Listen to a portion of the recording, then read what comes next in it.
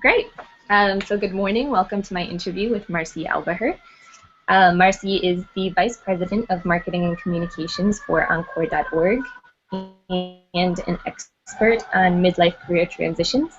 She's been a blogger and a columnist for the New York Times, and she's a book author. Her most recent book being the Encore Career Handbook, How to Make a Living and a Difference in the Second Half of Life. Marci, thank you for joining me. Thanks, Jamie. Why don't you begin by telling us a little bit about Encore.org? Sure. So Encore.org is a national nonprofit organization that was founded because of the realization that we have an abundance of talent in our aging population that we could leverage to solve some of the world's biggest social problems. So we do this in a number of different ways. So we have a few signature programs that you might have heard of. We run the Purpose Prize, which is a $100,000 prize for social innovators over the age of 60. And we also run a program called the Encore Fellowships Network, which is a transition pathway for people who are nearing retirement age in a primary career who want to make a move from the for-profit to the social purpose sector. So those are two programs that we started to kind of illustrate the point we want to make, which is that we need to figure out how to harness the talent in our experienced population to solve big social problems. The other piece of our work is all around communications. So we write books and articles and do research and white papers and those kinds of things and talk to the media and people like you to try to get this idea out in the world so that people re-envision what it means to hit your so-called retirement years. And so that social purpose organizations realize that there's this reservoir of talent that should be tapped.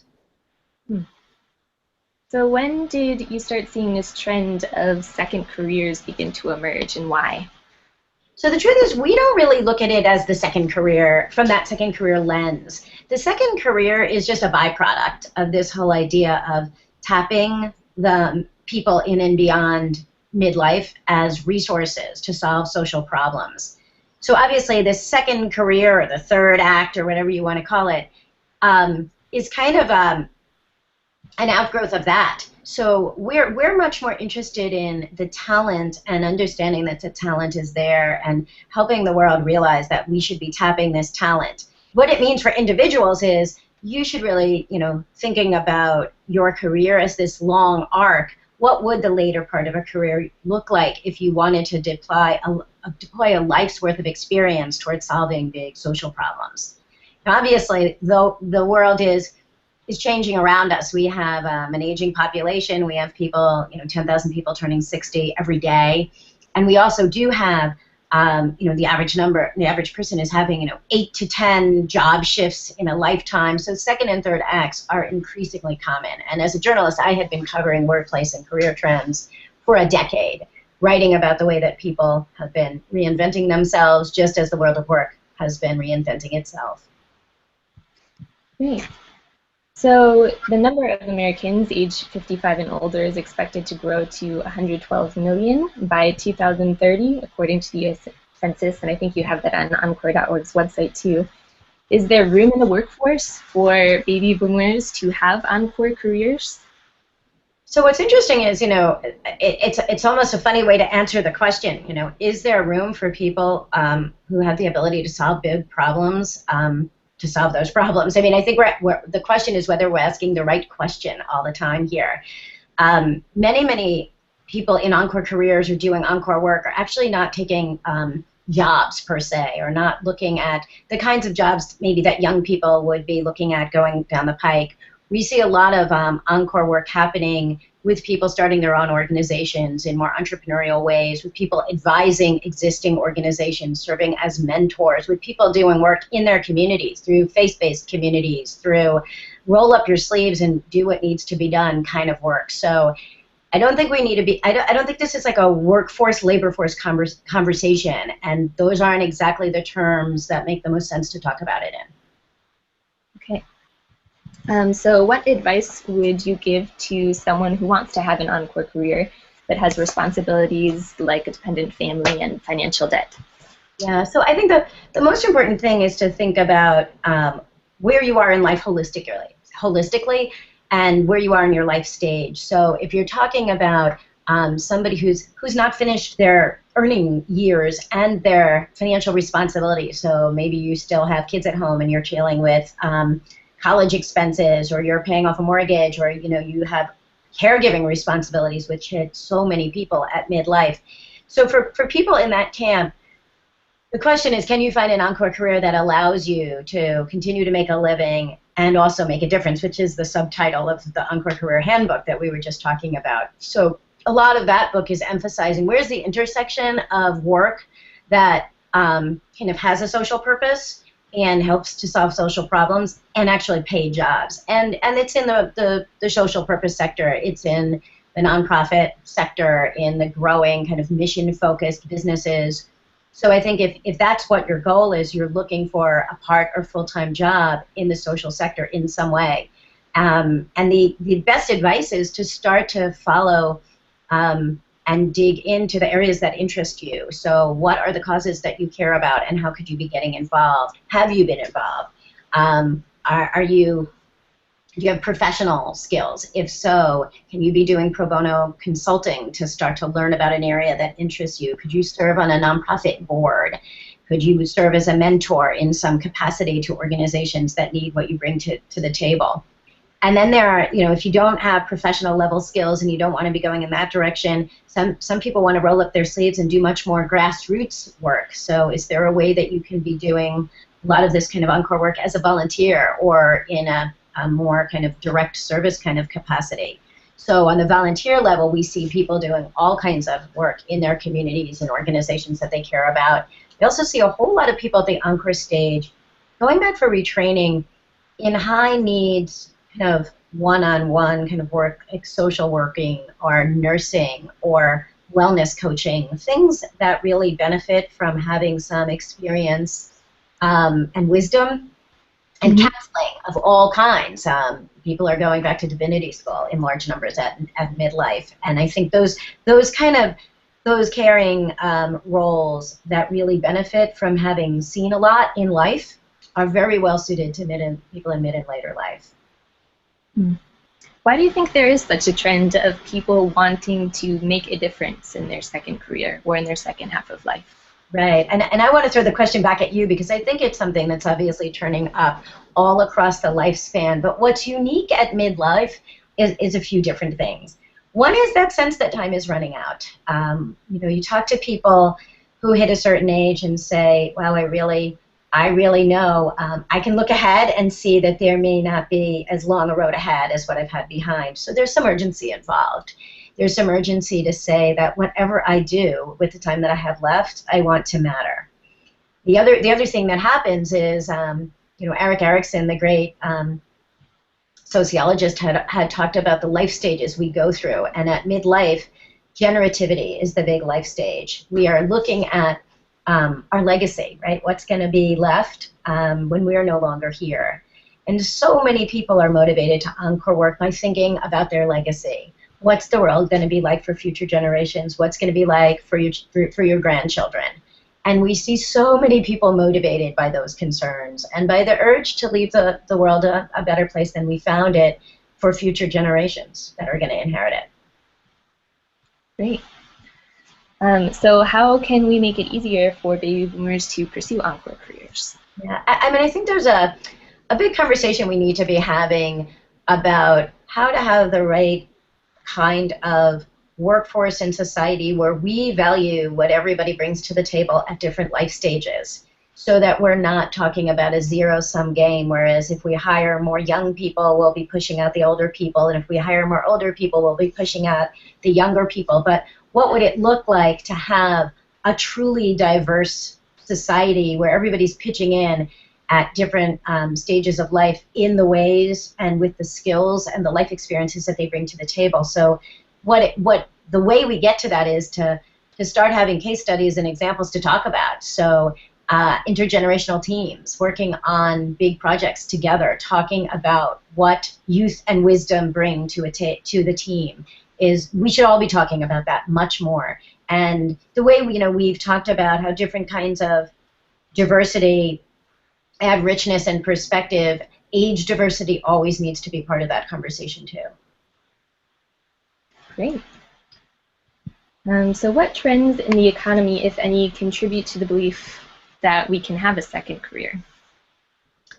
Well, obviously longevity, right? So, and I don't know, that's more of a trend in demography than in the economy. Mm-hmm. I mean, I think there's a few different factors going on at the same time that are really coalescing. So obviously we have not just people living longer, but in many cases people enjoying better health for longer periods of time. So ideally, we've added some years, but we've not tacked them on to a longer period of infirmity. I mean, in the ideal situation, there are more of us who will be hardy, right, and capable of working and contributing in whatever way possible until we hit a point that is truly kind of old age. So, we look at this period of between kind of midlife and old age as having expanded. So that certainly gives you more time and more room. And as we all know, and as we've all seen around us, the world of work has just been turned upside down. The idea of a job where you'd stay for 20 or 30 years is a quaint notion from the past. So we all are in this. I think the fascinating thing to me is that baby boomers are living in the same world that their children are living in and that their grandchildren will be living in, where we all have to constantly have the skills to remain relevant and be able to contribute it and to be lifelong learners and have the skills that we need to remain contributing and relevant at every life stage. So I think those are a lot of the factors that are at play. Interesting. How will the evolution and development of Encore careers affect the rest of the working population? You mentioned a little bit of that before in the traditional career model. I think if you're a young person and you're starting out at work, that notion of retirement, right, is always in the air. I mean, we're told, if you look at all the latest research, by the time you're in your 20s, you should be sucking away for that 401k, right? You should be saving, because one day you're going to kick back and do nothing, right, and live off that. Well, we all know that's kind of a bust, right? It's not really happening for anybody anymore. But what if instead we planted a different kind of seed in the minds of young people who are starting out in the workplace, which is, it's not a 30-year trajectory anymore. It's more like a 50-year trajectory. And it's a marathon, not a sprint. And it's going to have a lot of bumps and curves and ups and downs and timeouts. And it's going to have breaks for refueling, what I like to call refueling, where you go back to school periodically every 10 or 15 years to learn new things. Some of it you're doing all along, but sometimes you take real big breaks to go back and retool yourself in some ways.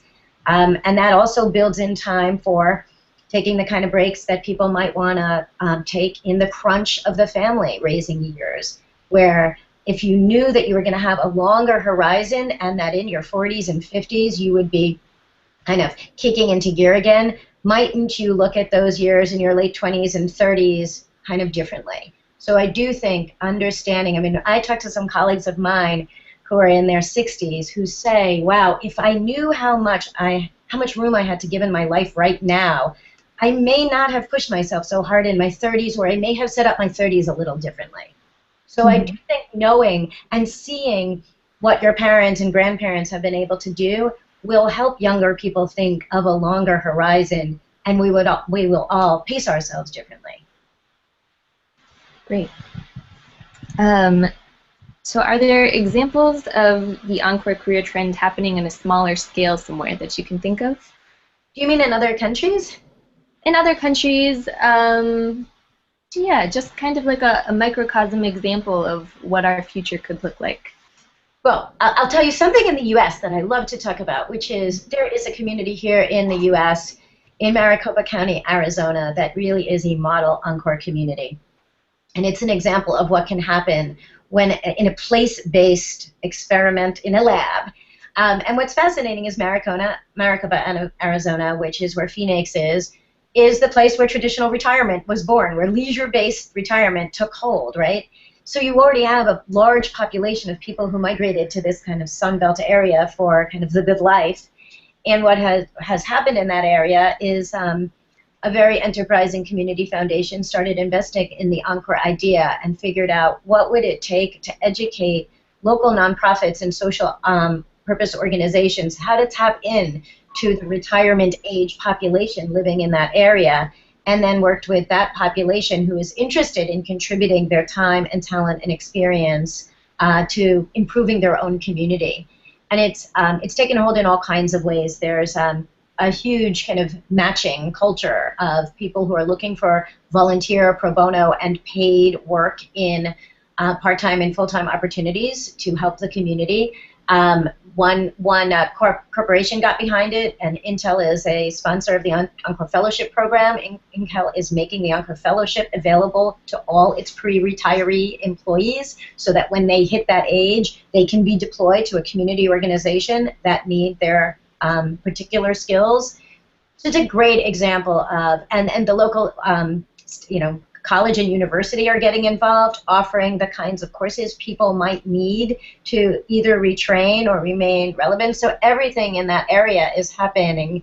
Where we're having our national conference this year because we think it is a great model that more people should know about. That's really great. I'm going to look into that. Yeah, so the big organization to check out there is called Experience Matters. Okay. So my last question for you is just what sort of predictions can you make for the future?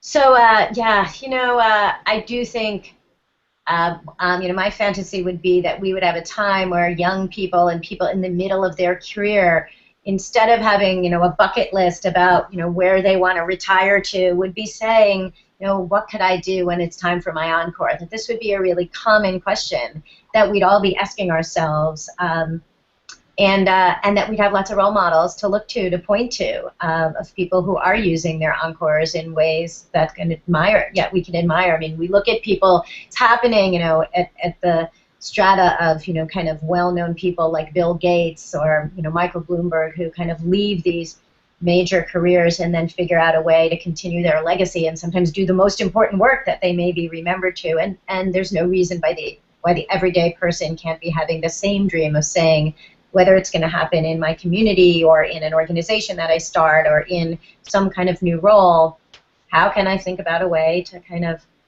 live my legacy and not just leave one? It sounds like a better place. I think those are all the questions I have for you, unless there's something else you want to add. No, this is great. I thought it might be fun if I showed the book. Do you want me to pull it out? Sure. Hold on.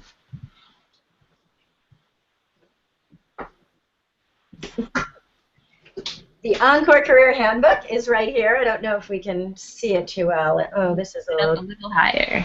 Over my head. The Encore Career right Handbook. there. How to make a living and a difference in the second half of life. So we'll give that a little plug, but yeah. Great. Thank you so much for speaking with me. Okay. Yeah.